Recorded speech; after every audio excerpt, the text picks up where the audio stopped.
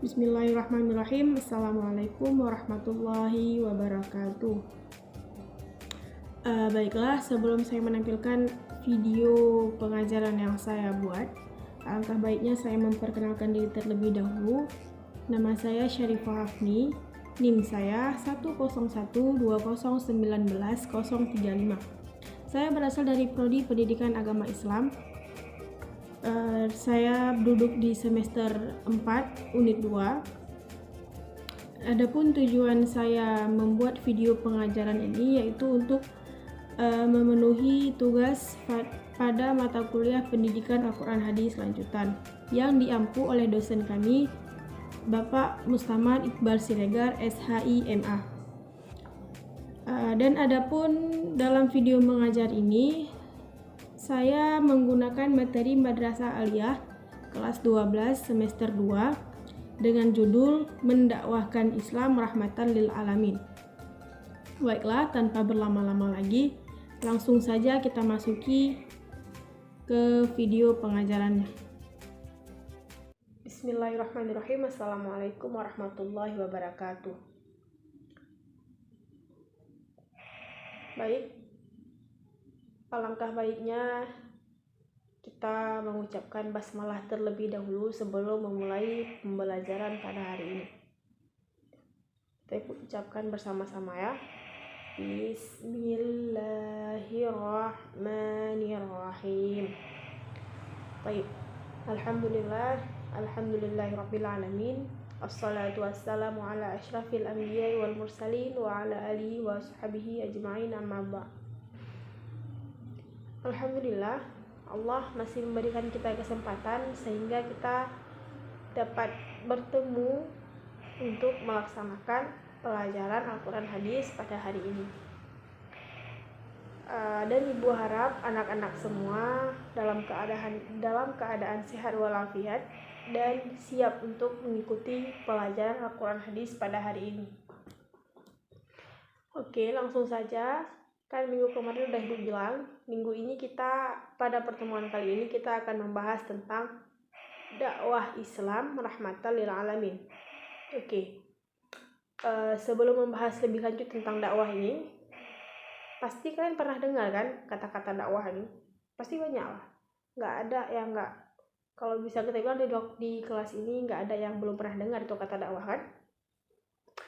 Nah, jadi dakwah itu bisa kita artikan dengan mengajak atau menyuruh kepada kebenaran, yaitu kita itu ngajak kawan-kawan kita, orang-orang di sekitar kita, dan memberitahu kepada mereka bahwa agama Islam yang kita anut ini merupakan agama rahmat bagi seluruh alam. Ngajak kawan kita misalnya keluar dari keburukan, keluar dari kemaksiatan, dan kita mengatakan bahwa itu salah, kita memberikan pengertian kepada dia tentang apa-apa saja yang dilarang dalam Islam, apa-apa saja yang disuruh dalam Islam, itu sudah bisa disebut dengan dakwah. Jadi dakwah itu bukan nggak harus kita jadi masuk pesantren dulu, nggak harus kita jadi tengku-tengku dulu, nggak. Jadi walaupun kita kayak gini, maksudnya ya kalau bisa kita bilang ilmu keagamaan kita masih kurang, tapi kan pasti ada gitu kan. Jadi misalnya ada kawan kita yang salah dan kita memiliki ilmu tersebut, ada kelebihan sedikit ilmu dari kita tentang dia itu, tentang kelakuan dia yang salah itu, kita bisa mengatakan, kita bisa mengingatkan dia dan memberitahu bahwa itu salah. Nah, itu sudah bisa dikatakan dengan dakwah. Jadi pasti kalian semua udah pernah dakwah kan? Kan nggak mungkin kita nggak ingatin kawan, pasti ada walaupun cuma satu kali gitu.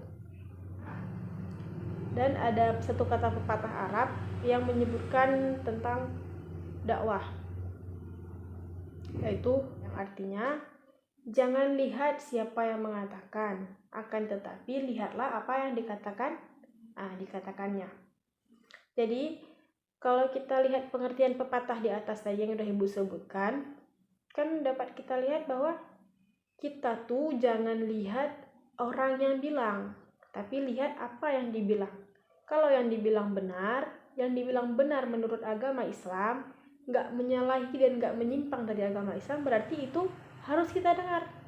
Nah, jangan karena dia yang bilang itu lebih muda dari kita, misalnya adik, adik kita ingatin kita, kak ini nggak boleh kayak gini, bang ini nggak boleh kayak gini, dosa gitu kan. Jangan karena adik ingatin kita lihat anak kecil apa ceramah-ceramahin kita yang udah tua gitu kan. Nah itu nggak boleh.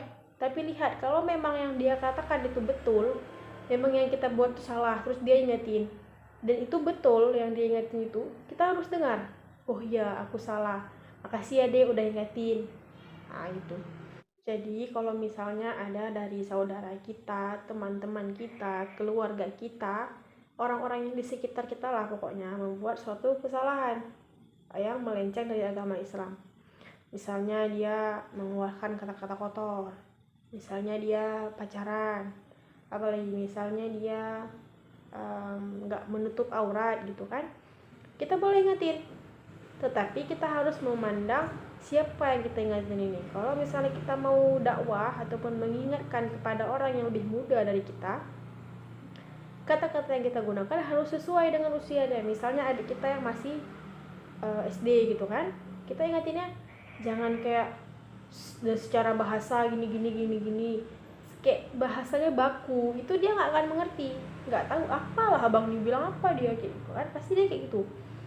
Jadi kalau kita mau ingatin yang lebih, misalnya kalau setingkat SD, kita menggunakan bahasa yang sesuai dengan mereka, dan berikan contoh-contoh. Misalnya adik kita membantah ibu misalnya kan, membantah mama kita ngomong, terus kita bilang, dek nggak boleh kayak gitu, nanti kalau misalnya membantah kata orang tua, apalagi kata-kata ibu, masuk neraka. Kalau masuk neraka dibakar pakai api, mau nggak? Terus kalau misalnya kan ibu yang udah lahirin kamu gitu kan, jadi nggak boleh kita bantah-bantah ibu. Kita harus memberikan pengertian secara lembut agar masuk ke dalam hatinya. Lalu kalau misalnya kita ingin mengingatkan orang yang lebih tua dari kita juga harus memiliki adab-adabnya, karena tidak semua orang bisa menerima apa yang kita ingatkan, apa yang kita dakwahkan itu nggak semua orang bisa menerima gitu. Karena kadang ada orang yang malu kalau diingatin sama yang lebih muda, ataupun dia merasa dirinya itu benar dan tidak suka kalau diingatkan gitu kan.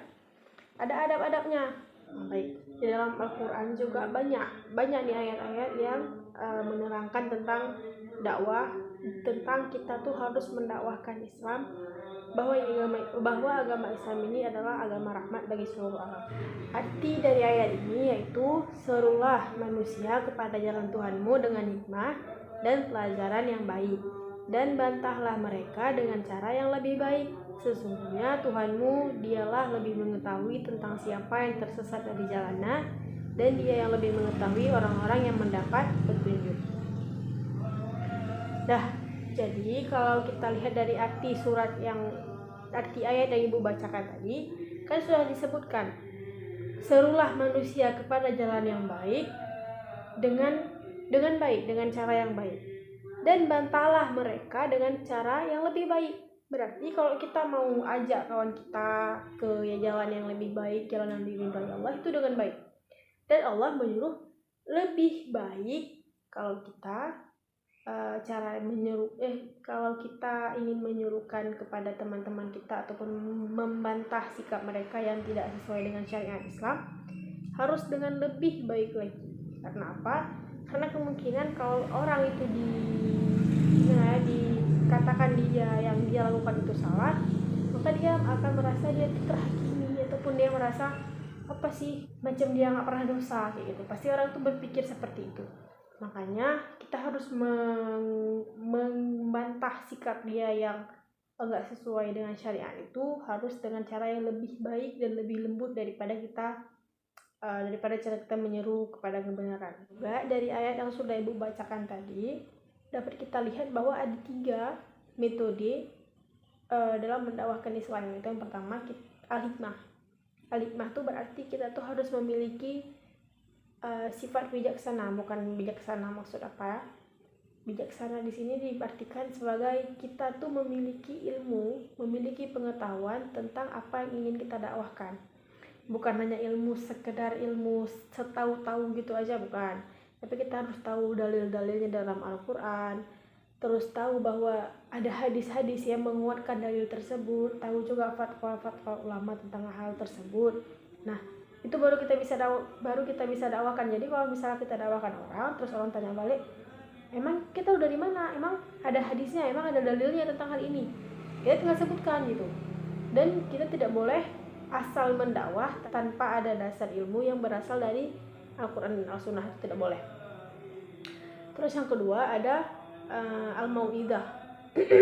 Al-mau'idah itu artinya wejangan ataupun bisa dikatakan nasihat. Yang dimaksud di sini nih mau'idah ataupun nasihat yang mengandung ancaman. Nah, jadi kita nih kalau misalnya mau mendakwah harus bisa memberikan nasihat yang berupa ancaman. Kan ada tuh dalam ayat Al-Quran tentang siksaan-siksaan. Nah, itu kan merupakan siksaan-siksaan yang disebutkan dalam Al-Quran itu kan merupakan suatu ancaman bagi orang-orang yang berbuat dosa, agar si orang yang berbuat kesalahan ini bukan hanya mengetahui hal itu dosa, tapi mengetahui apa balasan yang akan didapat dari perbuatan dosanya tersebut. Nah, itulah harus adanya mau'izah dalam berdakwah. Yaitu yang ketiga dibutuhkannya adalah al-mujadalah. Nah, sikap al-mujadalah di sini ya maksudnya kita tuh dalam berdakwah tuh kan pasti ada terjadi adu argumentasi gitu kan, saling diskusi karena mungkin ada perbedaan pendapat dengan yang kita sampaikan kan. Boleh itu terjadi karena pasti itu ada, karena pasti ada orang yang merasa kok saya pernah dengar yang seperti ini, kenapa yang dikatakan seperti ini gitu kan. Nah, jadi dalam adu argumentasi ini kita sebagai pendakwah dan juga mungkin kalau kita yang didakwahkan harus menjaga sikap. Jangan dalam adu argumentasi ini kita berkata kasar ataupun membesarkan suara, itu tidak boleh. Karena dalam adu argumentasi ini harus mengedepankan yang namanya sopan santun. Karena yang terpenting dalam dialog ataupun diskusi yang kita lakukan adalah kekuatan dalil dari argumentasi yang kita berikan, dan kekuatan dalil ataupun pendapat kita itu mudah dicerna oleh pendengar. Jadi kalau kita nggak menemukan titik tertentu ataupun nggak menemukan titik terang, makin dilanjutkan nanti takutnya timbul perkelahian misalnya gitu kan. Nah, itu lebih baik dihentikan. Jadi yang tadi 3 itu udah ngerti semua kan? Ada 3 hal yang harus diperhatikan dalam kita berdakwah, yaitu yang pertama al-hikmah atau pengetahuan yang kita miliki. Terus yang kedua al-mau'izah ataupun nasihat yang berupa ancaman sesuai dengan dalil-dalil Al-Quran. Terus yang ketiga ada al-mujadalah, yaitu adu argumentasi. Itu 3 tuh ya. Terus selanjutnya ada dalam Al-Quran juga disebutkan surah Asy-Syu'ara ayat 214 sampai 216. Arti dari ayat ini sendiri adalah, dan berilah peringatan kepada kerabat-kerabatmu yang terdekat, dan rendahkanlah dirimu terhadap orang-orang yang mengikutimu, yaitu orang-orang yang beriman. Jika mereka mendurhakaimu, maka katakanlah, sesungguhnya aku tidak bertanggung jawab terhadap apa yang kamu kerjakan. Dan dari ayat ini dapat kita ketahui ada beberapa hikmah-hikmah yang dapat kita ambil. Itu misalnya dakwah itu kita mulai dari diri kita sendiri yang pertama. Nah, lalu kita lanjutkan dengan keluarga-keluarga terdekat kita. Seperti misalnya Nabi Nuh yang diuji dengan anak dan istrinya, terus Nabi Ibrahim diuji dengan ayahnya, terus ada Nabi Lut yang diuji dengan istrinya, dan kemudian Nabi Muhammad yang diuji dengan paman-pamannya. Kan dapat kita lihat kisah-kisahnya, bagaimana nabi-nabi terdahulu diuji dari kerabat-kerabat terdekatnya sendiri. Dari situ kan makanya awal kita dakwah itu harus kita dakwah diri kita sendiri, lalu keluarga terdekat, baru kita luaskan ke orang banyak, ke khalayak umum ya. Terus keberhasilan dakwah kita ini tidak dilihat dari banyaknya pengikut yang kita miliki setelah kita berdakwah, akan tetapi kewajiban dalam dakwah ini yaitu menyampaikan pesan-pesan yang ada dalam Al-Quran dan menyampaikan pesan-pesan yang ada dalam As-Sunnah ataupun hadis Rasulullah. Bukan kita lakukan dakwah ini untuk mendapatkan followers gitu kan, bahasa kerennya, ataupun mendapatkan pengikut-pengikut yang banyak gitu. Itu bukan. Karena dakwah itu tujuannya supaya kita bisa menyampaikan pesan-pesan yang terdapat dalam Al-Quran dan As-Sunnah. Nah, jadi seperti itu ya. Walaupun setelah kita dakwah tuh nggak ada yang mengikuti jejak kita, ya nggak apa-apa, yang penting kita udah dakwah aja.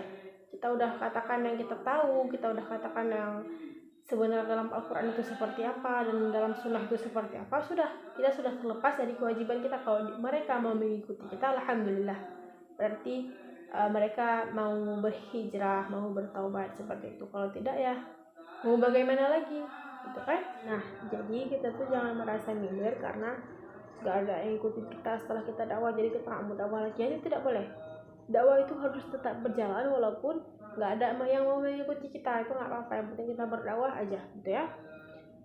Lalu ada juga dari salah satu hadis, yang hadis Rasulullah SAW, yang artinya dari Abu Hurairah, ia berkata, Rasulullah SAW bersabda, barang siapa yang mengajak kepada kebaikan, maka dia akan memperoleh pahala atas perbuatan baiknya itu, serta pahala orang-orang yang mengikuti dan melaksanakan kebaikan dengan tanpa kurang sedikit pun.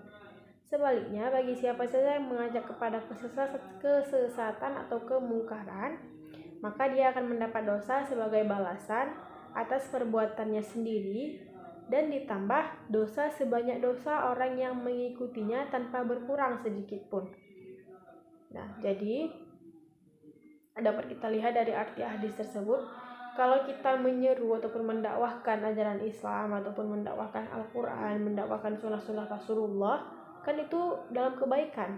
Kalau misalnya ada orang yang mengikuti kita, mengikuti apa yang kita dakwahkan itu, misalnya tentang kebaikan-kebaikan, itu kebaikan yang misalnya dia ngikut nih, jadi kebaikan kan dia dah buat nih, dia dah ngikutin yang kita bilang, dia buat. Misalnya kita bilang tentang nggak boleh pacaran, tentang nggak boleh kata kasar, terus nggak boleh nggak boleh tinggal salat, gitu kan. Kalau dia ngikutin, otomatis kita dapat pahala juga. Kita udah dapat pahala, kita dakwah, kita dapat pahala, kita ngerjain, terus kita dapat pahala dari dia, orang yang mengikuti kita dan mengerjakannya. Apalagi kalau orang tersebut mendakwahkan lagi, menyebarkan lagi, dapat lagi pahalanya. Sebanyak orang yang mengetahui dakwah yang berasal dari kita tersebut, sebanyak itu pula pahala yang kita dapatkan tanpa berkurang sedikit pun. Nah, itu hadis Rasulullah ya. Terus begitu pula sebaliknya, misalnya kita ngajak orang dalam kesesatan, curi yuk, ambil mangga ibu tuh yuk, misalnya gitu kan. Kita ajak dia dalam keburukan, dalam kejelekan yang melanggar arti-arti ataupun isi-isi dari Al-Quran dan melanggar sunnah-sunnah Rasulullah, itu pahalanya juga ngalir. Misalnya kita nih ajak dia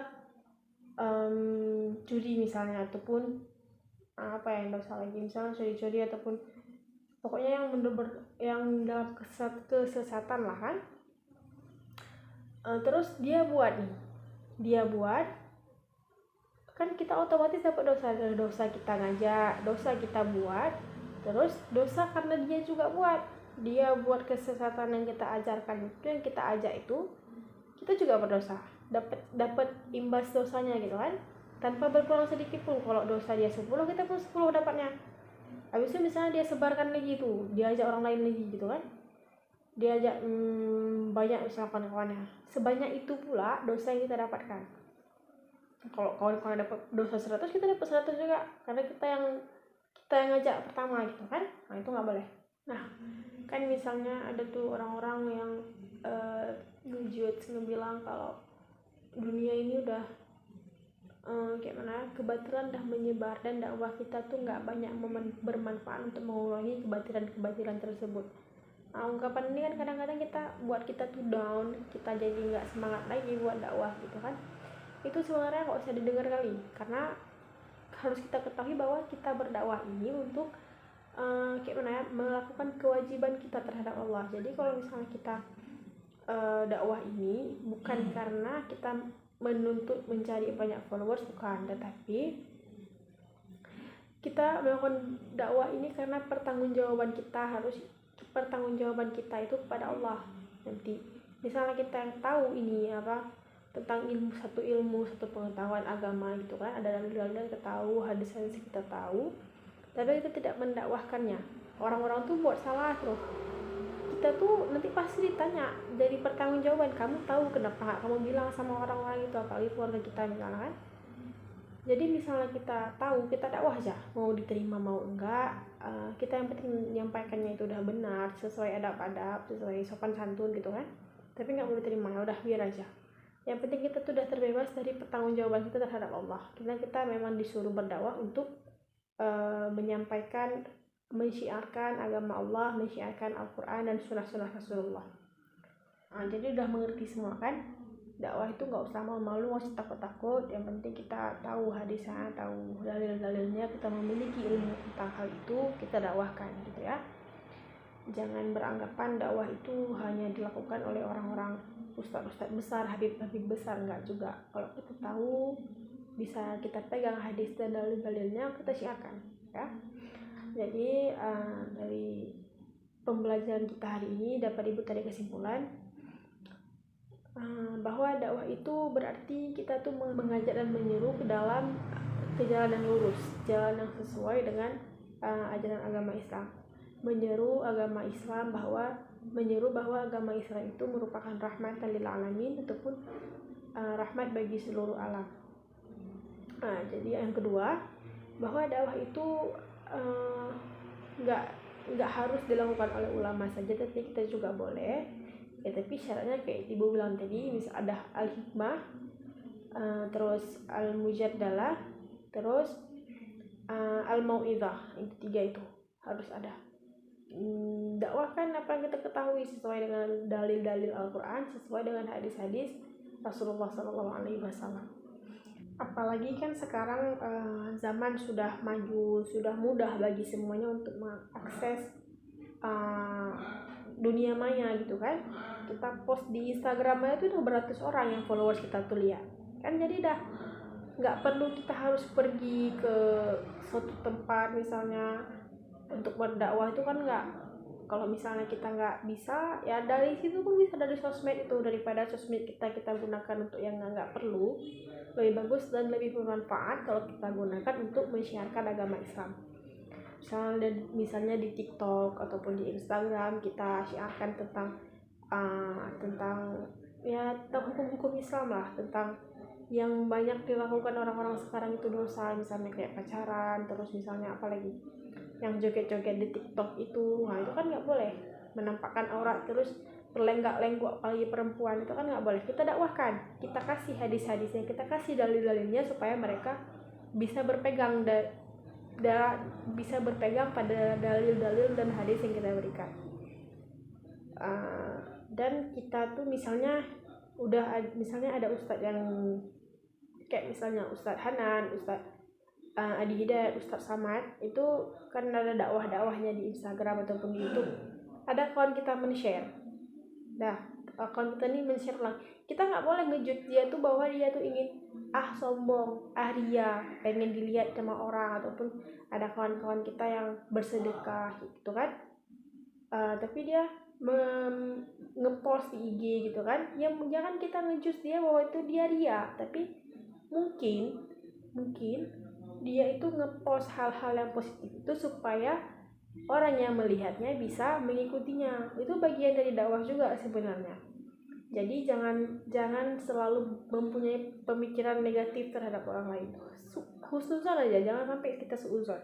Oke, mungkin karena jamnya pun sudah habis, jadi kita cukupkan di sini saja. Untuk tugas minggu depan, kalian hafal surah An-Nahl sama surah Asy-Syu'ara yang tadi Ibu bacakan beserta pengertiannya. Nggak usah artinya, tapi inti dari ayat itu apa yang dijelaskan, itu aja. Minggu depan disetor sama Ibu sebelum kita memulai pelajaran yang baru. Oke? Baiklah, mungkin hanya sampai di sini pertemuan kita pada minggu ini. Ibu mohon maaf bila ada salah kata ataupun ada kata-kata Ibu yang menyinggung, dan minta maaf apabila terdapat banyak kekurangan. Billahi taufik wal hidayah. Assalamualaikum warahmatullahi wabarakatuh. Baik, Itu tadi video pengajaran yang saya buat dan saya record. Semoga bisa bermanfaat tidak hanya bagi tugas saya, tetapi bisa juga bermanfaat bagi teman-teman yang mendengarkan sedikit penjelasan dari saya tentang dakwah. Terima kasih kepada Bapak Mustamar Iqbal Siregar yang sudah sedia mendengarkan video pengajaran saya dan bersedia menontonnya. Dan juga kepada teman-teman sekalian, saya berterima kasih. Billahi taufiq wal hidayah. Assalamualaikum warahmatullahi wabarakatuh.